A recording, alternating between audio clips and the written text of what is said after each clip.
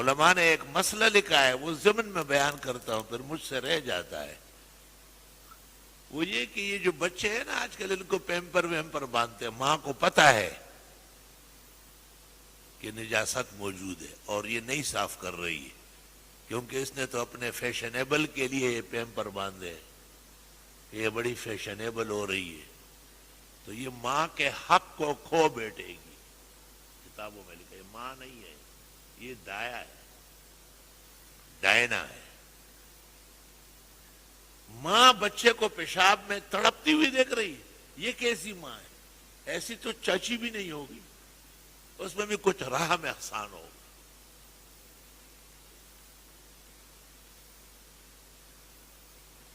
وہ ایک ماں بیٹے کو کہتی تھی نا کہ حق نہیں بخشوں گی، کہ تیرا حق ہے کہ جب. اور وہ اس زمانے میں پتہ نہیں کیا حال ہے، ایک قسم کا دودھ آتا تھا، اس پر لکھا ہوتا دانش کمپنی. وہ دانش کمپنی کا دودھ بچوں کو مائیں پلاتی تھی، تو وہ ڈبہ ایسے اٹھاتا تھا کہ میں تو یہ میری ماں ہے، آپ نے تو دودھ کبھی پلایا ہی نہیں. حق جو ہوتا ہے وہ دودھ کا ہوتا ہے. یہ دودھ پلانے سے بھی گئی، خدمت سے بھی گئی. اور اب ان نوکرانیوں کو بھی نہیں کہہ سکتی ہے کہ بھائی جب بچہ ناپاک ہو جائے تو فوراً اس کو پاک کر دے. اے افسوس، اے افسوس، وہ دین جو بڑی شان سے نکلا تھا عرب سے، پردیس میں پہنچ کر وہ غریب الغربا ہے. آپ کو پتہ ہے چھوٹے بچے کو کیا کہتے ہیں؟ معصوم. معصوم او النبی او الصبی، ہدایہ میں لکھا ہے جنائز میں. معصوم صرف یا پیغمبر ہے اور یا یہ بچہ ہے.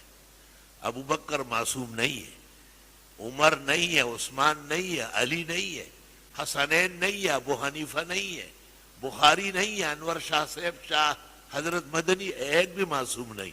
معصوم این نبی او الصبی.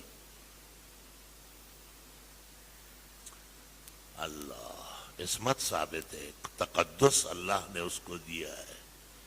اے خدای بد زلف بلا سرا کیو ما تد کلی معشومان دعا کر. تو معصوم اصل میں انبیاء کی شان و صفت ہے.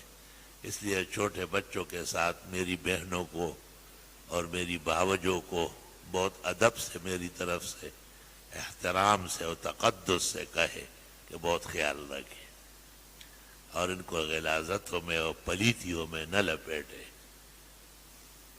نوکرانی اور گھر میں جو کام کرنے والیاں ہوتی ہے ان کی تنخواہ اور زیادہ کر لے، صدقہ خیرات کی نیت سے بڑھا دے، لیکن ان کو جیسے ہی محسوس ہو جائے فوراً ایک طرف ہو کے اس کے کپڑے کھول لے اور اس کو صاف کپڑے پہنائے، دل دلا دے، تاکہ اللہ حق و ادب محفوظ فرمائے.